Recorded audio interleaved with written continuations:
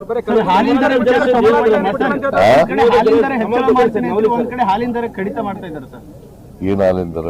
ಈ ಕೋಲಾರದಲ್ಲಿ ನೀವು ಹಾಲಿನ ದರವನ್ನ ಹೆಚ್ಚಳ ಮಾಡಿ ರೈತರಿಗೆ ಕೊಡ್ತೀನಿ ಅಂತ ಹೇಳಿದ್ರಿ. ನೋಡಪ್ಪ, ಅಲ್ಲಿ ನಾನು ಹೋದಾಗ ಮಾಗಡಿನಲ್ಲಿ, ಕೋಲಾರದಲ್ಲ,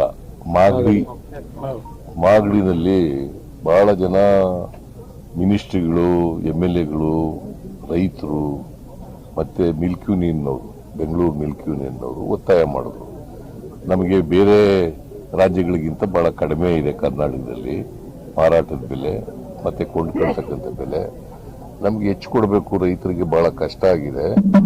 ರೈತರಿಗೆ ಇವತ್ತು ಜಾನುವಾರುಗಳು ಉಪಯೋಗಿಸ್ತಕ್ಕಂಥ ಆಹಾರ ಪದಾರ್ಥಗಳು, ಹಸುಗಳಿರ್ಬೋದು, ಎಮ್ಮೆಗಳಿರ್ಬೋದು, ಉಪಯೋಗಿಸ್ತಕ್ಕಂಥ ಹಿಂಡಿ, ಬೂಸ ಇವೆಲ್ಲ ಜಾಸ್ತಿ ಆಗಿದೆ, ಫೀಡ್ ಎಲ್ಲ ಜಾಸ್ತಿ ಆಗಿದೆ. ಅದಕ್ಕೋಸ್ಕರ ಜಾಸ್ತಿ ಮಾಡಿ ಅಂತ ಕೇಳಿದ್ರು. ನಾವು ಒಂದು ವೇಳೆ ಕ್ಯಾಬಿನೆಟ್ನಲ್ಲಿ ಚರ್ಚೆ ಮಾಡಿ ತೀರ್ಮಾನ ಮಾಡ್ತೀವಿ.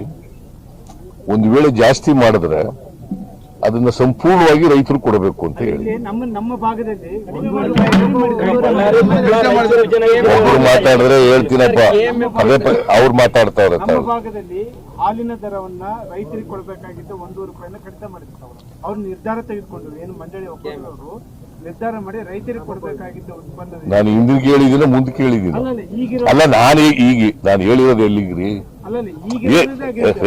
ಸುಮ್ಮನೆ ಏನೋ ಪ್ರಶ್ನೆ ಕೇಳಬೇಡಿ ನೀವು. ನಾನು ಹೇಳಿರೋದು ಮುಂದಕ್ಕೆ ಮಾಡಿದ್ರೆ, ಬೆಲೆ ಜಾಸ್ತಿ ಮಾಡಿದ್ರೆ, ಹಾಲಿನ ದರ ಹೆಚ್ಚು ಮಾಡಿದ್ರೆ ಅದನ್ನ ರೈತರಿಗೆ ಸಂಪೂರ್ಣವಾಗಿ ವರ್ಗಾಯಿಸಬೇಕು ಅಂತ ಹೇಳಿದ್ದೀನಿ.